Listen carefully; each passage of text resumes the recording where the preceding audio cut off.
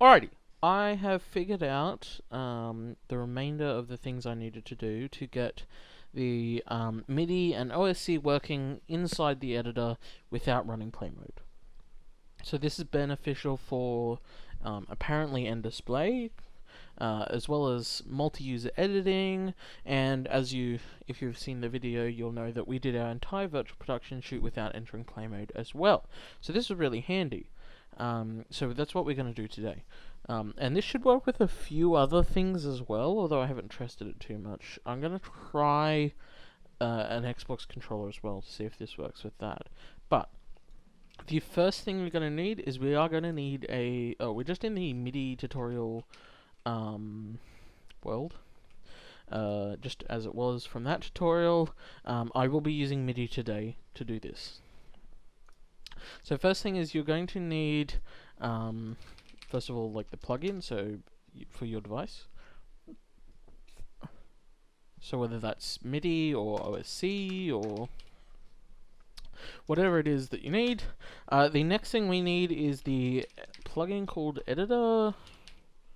Here we go. Editor Scripting Utilities. This one here. So I'm pretty sure it's off by default. So make sure you enable it again.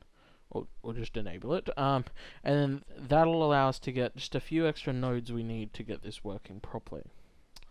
Alright, so what we're going to do is create a blueprint. Actually, no, what we'll do first is we'll create a blueprint interface, which is right here. So I believe I mentioned it in the OSC tutorial. Essentially, this is a soft reference method for Unreal to reference objects, sort of indirectly, I guess. So what we're going to do is we're going to call this MIDI interface, and this will be how we go between the editor blueprint and a blueprint inside our world, which will make more sense soon.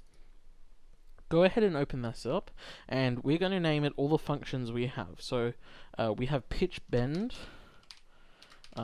which is the faders, and we also have so create a new function, and I'm going to call it button press,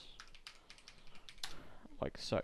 On the pitch bend, what we're going to do is create a new variable or input variable called channel, and we're going to set this to an integer, and then I'm going to create another one called amount, and I'm going to set this to a float. On the button pressed, we are just going to create a new integer called note, or an integer input called note. Compile, save, and we can leave that alone. Next, what we're going to do is create a editor utility blueprint. So that's not under that's the one under your normal blueprints node, editor utility blueprint. And what we are going to create is called an action, so an actor action utility, which is this one. We're going to hit OK, accept, didn't actually see what that said. We're going to type MIDI receiver, like so, and we're going to go ahead and open it up. So this is a editor blueprint. You'll notice it has no 3D viewport or anything, it's just the event graph, and we can't drag it into a level. So the way these run is you right click and you, at the top here, run editor utility blueprint. And we can also set these to run the moment we open Unreal. So by default it has no nodes in here. We're going to add one called run. So at the top, if you just type run, add event run. And so this is the equivalent of like an event begin play, and so when you right click it and hit run, this is the one that runs. So just sit up in my chair better. Alrighty, so we're going to go ahead and basically do the MIDI, the way you set up MIDI. So if you want more in-depth about this, go ahead and watch my previous tutorial on that. But we're going to create a MIDI device input controller node. I already know the device ID is 1. We're going to promote it to a variable called MIDI controller, so the garbage collector doesn't collect it as garbage. We're then going to go ahead and bind event on pitch bend, and then another one on note on, like so. Just to keep things nice and neat. Alright. Now we're going to drag off of these events and type create event, like so. I'm going to duplicate that, like so. Plug it into there. And we're going to just create a matching event. And this is called, I'm going to call this Midi pitch bend. And then this one I'm going to call Midi button pressed, like so. Next, what we are going to do is we're going to go ahead and we're going to call our interface. So we called the first one pitch bend, I believe. Yep. So we don't want this one because that'll just call that again and be stuck in a loop. We want the class MIDI interface, this pitch bend, and you know it's that one because it says in brackets it's a message. So it also shows up with like a little letter in the top corner which says this is going to be sent off somewhere else. Now on the channel we are just going to plug in channel, easy peasy. We are then going to add a map range clamped node like so, plug the pitch into the value and the return value into the amount. Again, want to know more about why we do this, go watch the MIDI tutorial. So the in range is going to be 0 to 16383. Again, want to know why or how to that. So that's the maximum value the fader produces. Again, MIDI tutorial. And then the out range is going to be 0 to 1. Same thing again, we are going to drag off of our button pressed, and you probably guessed it, we're going to call the button pressed message. This time the note goes into the note, and then that's it.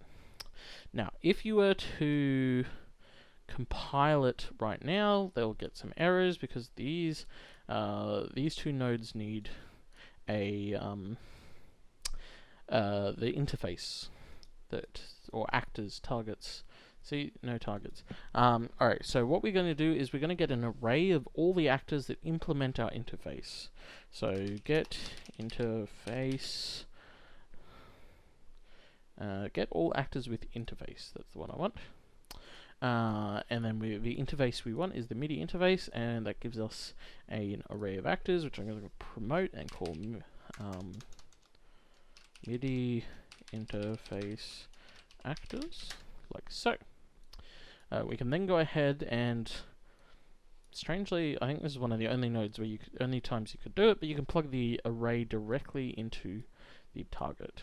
And essentially what this is doing is saying send this message to every actor that implements this interface. So in our case, we're only ever going to have one actor with this interface in a level at a time, but it will send it to all of them. So if you do accidentally duplicate it, then you're going to get things happen twice, or things clash and you get some problems. So do keep that in mind. Now, I didn't hook this up for good reason. If you don't notice anything off with this node, and I hit compile, then you're going to notice it. So we have this world context object, and you've probably never seen that before. And that is because this blueprint doesn't run in a level, so it needs to know what level it should be referencing. So it doesn't reference every level, because that's insane, but it also doesn't reference every blueprint, because we can have, the idea of interfaces is we can have multiple of this one same object, and they'll all get triggered together. So we need to reference the level we want. So how do we do that? Well, we can what's called a get editor world, like so. And this is simply going to return what the current level we have open is. So it'll, at the moment it's going to be referencing this level then, but if I open a different level, it'll be referencing that level. And so this will only ever trigger stuff inside the level you have open in the editor, which is just a-okay for us. So this is done now. So what we can do is we can close that and we can go to our MIDI control. So this is our original blueprint, and we can just get rid of the event begin play and all of that stuff, and just keep the switch on integers. And what I'm going to do is also disconnect the events from the MIDI. So we've just got these switch on ints and then the functions. So we're going to hit class settings and we're going to add our interface and then compile. And you make sure you compile, otherwise these nodes aren't going to show up. Then we're going to really get our interface functions, events. So you want the one under add event, like so. And so you can see it's got the little interface at the top that says, hey, this was an interface. So, and then we're just going to plug these straight into that. So the other one was pitch bend. Pitch bend. Add event, pitch bend, like so, channel, and so we did have the node originally down here that was doing the converting it to 0 to 1, but we've now put that in our editor utility blueprint, so we can plug that straight in like that. And that is easy peasy. So now all we have to do is make sure our MIDI control is still in the world, which it is, make sure it's still referencing things, which it is, and then we just right-click our MIDI receiver and click Run Editor Utility Blueprint. And then just like that. I'm not in play mode, I'm out of play mode, and yet, where is it? Oh, there it is. I can use the MIDI. I didn't get a, I don't have my GoPro set up, so you can't. Maybe I just record on my iPhone, because that's how that's gonna go. There we go. And just like that, we can, and we're not in play mode. That's the big hoopla. And then I hit the button, and our explosion went off, and I cleaned my mouse pad, by the way. I didn't think it was bad, and then I saw the MIDI control video when I was editing, and I was like, oh my gosh, that's horrible. Alrighty, and just like that, still recording on my iPad, iPhone, just like that, we can now use our MIDI devices and OSC inside the editor without having to hit play. It's just one more step towards perfection, I guess. One more step towards, things like Pixotope and Xsymmetry and what they offer. Alright, just a quick note. I made a quick action mapping in here called test action, and you cannot call it inside an editor utility blueprint, which is fair enough, because then you'd override the WASD that's required to navigate the editor or whatever. So that, keep in mind that. So it'd have to be these special blueprint only controls, not just standard input controls, but that's okay. No hard feelings from them.